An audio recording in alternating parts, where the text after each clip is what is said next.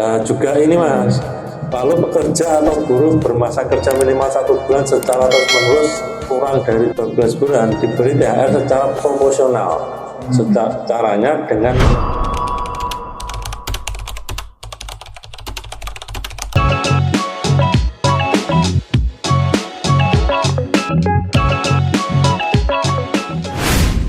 Mas Ferry. ya. Lanjut Mas Yan. Iya. Ini kan hari raya sudah dekat, THR merapat. Ini sudah nyala kamarnya. Udah Mas. Waduh. Iya, benar. Maaf. Nah, ini kan apa namanya? Ada lali Mas. Ya, Hari raya sudah dekat Mas. Nah, THR ini kan semakin merapat Mas. Kalau menurut undang-undang pemberian THR itu harusnya gimana Mas? Ya, gini ya. THR itu sebuah kata yang sangat dinantikan oleh banyak orang, termasuk saya. Ya, tidak hanya sekedar tunjangan yang diberikan oleh pemerintah, tapi merupakan simbol rasa syukur dan kebahagiaan, ya, dari perusahaan ke karyawan. Nah, setiap tahun saya selalu menantikan THR gitu loh Mas, dengan harapan bukan hanya nilai nominalnya saja yang cukup besar, tapi juga THR merupakan kesempatan bagi saya untuk memanjakan diri dan keluarga Mas. Jadi penting banget menurut saya THR itu. Biasanya dapat THR kemana Mas? Dibuat apa? Kalau THR ya biasanya buat liburan, ya toh. Belanja Mas? Belanja, beli baju, beli makanan, kue kering. Ya. Oke Mas. Ya. Kalau undang-undang Mas, ada nggak yang mengatur undang-undang tentang THR ini? Jadi pemberian tunjangan hari raya ini atau THR ini, kewajiban ini sesuai peraturan pemerintah Mas. Jadi PP nomor 36 tahun 2021 diatur dalam peraturan ketenagakerjaan nomor 6 tahun 2016. Dan pembayaran THR bagi pekerja ini wajib diberikan sekali dalam setahun oleh perusahaan. Dan pembayaran sesuai dengan hari keagamaan masing-masing. Jadi mungkin yang saya orang Muslim, itu pas hari raya Idul Fitri. Mungkin yang non Muslim atau Kristen pas hari Natal, atau mungkin agama-agama yang lain pun seperti itu, sesuai dengan agamanya masing-masing. Mungkin di Bali sana yang mayoritas Hindu, nah itu mungkin hari rayanya juga beda THR-nya, bukan Idul Fitri ataupun Natal. Ya, mungkin bagi teman-teman Hindu yang nonton bisa komen di bawah THR-nya dikasih hari apa gitu ya. Mas Ferry, kalau besaran THR-nya sendiri Mas, menurut undang-undang itu gimana Mas? Berdasarkan Permenaker nomor 6 tahun 2016, pekerja atau buruh yang mempunyai masa kerja 1 bulan berhak mendapatkan THR keagamaan dari perusahaan. Pekerja atau buruh punya masa kerja 12 bulan secara terus-menerus atau lebih maka mendapatkan THR sebesar 1 bulan upah. Kalau yang sudah 12 bulan ya Mas? Ya, 12 bulan. Jadi THR-nya 1 bulan upah Mas.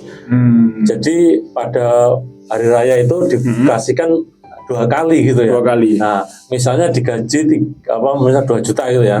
Nah, THR-nya juga 2 juta. 1 bulan upah. Tapi kalau yang ini ya masa kerjanya sudah 12 bulan ya? Iya. Oke. Juga ini Mas, kalau pekerja atau buruh bermasa kerja minimal 1 bulan secara terus-menerus kurang dari 12 bulan diberi THR secara proporsional. Caranya dengan menghitung jumlah masa kerja dibagi 12 bulan lalu dikali 1 bulan upah. Oh, berarti ada perhitungannya sendiri ya Mas? Ada perhitungannya sendiri. Apa belum 12 bulan ya? Ya. Nah, terus ini Mas, kalau buruh atau pekerja lepas itu juga bisa dapat THR nggak Mas? Kan dia bukan istilahnya bukan status pegawai tetap atau karyawan kontrak, gitu. Kan dia pekerja lepas. Ya. Itu bisa dapat THR nggak Mas? Menteri Ketenagakerjaan mengatur peraturan khusus bagi pekerja atau buruh dengan perjanjian kerja harian lepas atau lewat surat edaran nomor M-2-Romawi 3 tahun 2024 mempunyai masa kerja 12 bulan atau lebih, maka besaran upah 1 bulan dihitung berdasarkan rata-rata upah Mas. yang diterima dalam 12 bulan 12 bulan terakhir sebelum hari raya keagamaan. Lah itu Mas. Oke Mas. Nah, misal nih, kalau misalnya ada pengusaha yang dia itu nggak membayarkan THR, ada sanksi nggak sih dari pemerintah? Ada. Jadi dalam berbagai kasus setiap tahun terdapat perusahaan yang tidak membayarkan THR sesuai dengan aturan tersebut.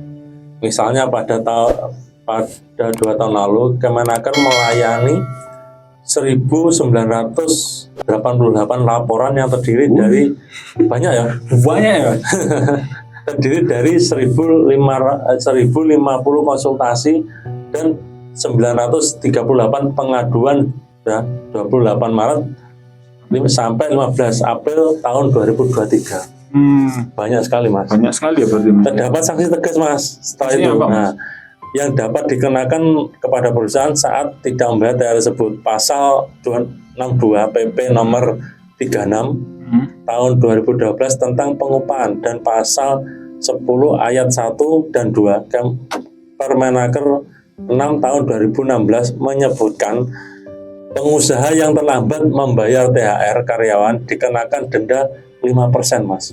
Dari total harus dibayar sejak berakhirnya batas waktu kewajiban pengusaha untuk membayar, yakni 7 hari sebelum hari raya keagamaan. Jadi sebelum hari raya keagamaan itu harus dibayarkan THR itu. Ada dendanya 5% juga. 5% besar Mas. Lumayan 5% ya Mas. Ya. Terus apa namanya?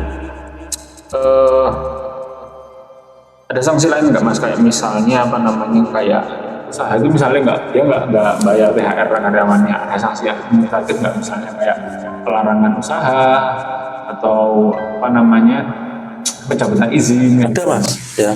Jadi mulai ini pasal 79 ayat 1 junto pasal 9 ayat 1 dan 2 peraturan PP apa sih? Peraturan pemerintah. Peraturan pemerintah pengupahan menyebutkan pengusaha yang tidak membayar THR kepada pekerja atau buruh dikenakan sebagai sanksi administratif Mas. Mulai dari teguran tertulis, pembatasan kegiatan usaha, penghentian sementara sebagian untuk atau seluruh alat produksi, dan pembekuan kegiatan usaha gitu Mas. Berarti bisa dibekukan juga. Ya, Permenaker nomor 6 tahun 2016 juga mengatur besarnya kategori pekerja buruh yang berhak mendapatkan THR. Oke. Tadi kan sudah dibilang juga dari undang-undangnya, dari sisi hukumnya. Ini misal kalau nanti nih Mas, dekat lagi kan Lebaran, kalau dari teman-teman buruh nggak dapat THR Mas, nah langkah-langkah yang bisa dilakukan itu apa Mas? Dia harus lapor ke siapa atau menyiapkan langkah hukum seperti apa? Dari Mas Tori ada saran nggak? Nah, yang langkah pertama itu lapor ke Depnaker Mas. Depnaker dulu ya Mas? Ya, Depnaker. Ya, ada undang-undangnya yang mengatur, jadi ada landasan hukumnya, tidak asal gitu ya, tidak asal ngomong. Jadi ada landasan hukumnya, bisa didampingi oleh pengacara juga bisa, atau mungkin kan ada perserikatan dulu. Nah itu bisa juga membantu ya, untuk mendapatkan THR ini. Oke. Tapi kalau Mas Ferry sendiri misalnya nanti ada teman-teman buruh yang mau berkonsultasi Mas Ferry, kira-kira siap bantu Mas? Insya Allah siap. Oke. Sebelum Mas Ferry ada yang mau tambahkan? Nah, sudah sekian dari saya. Ya, jika ada salah-salah kata saya mohon maaf. Sebesarnya ini Ramadan ya. Jika ini puasa semua, jadi seandainya ada kebaikan terus puasa. Ya iyalah. Ya nggak tahu Mas. Oke. Jadi ada kebaikan ini bukan kebaikan dari saya, kebaikan dari Allah Subhanahu wa taala. Wassalamualaikum warahmatullahi wabarakatuh. Waalaikumsalam warahmatullahi wabarakatuh.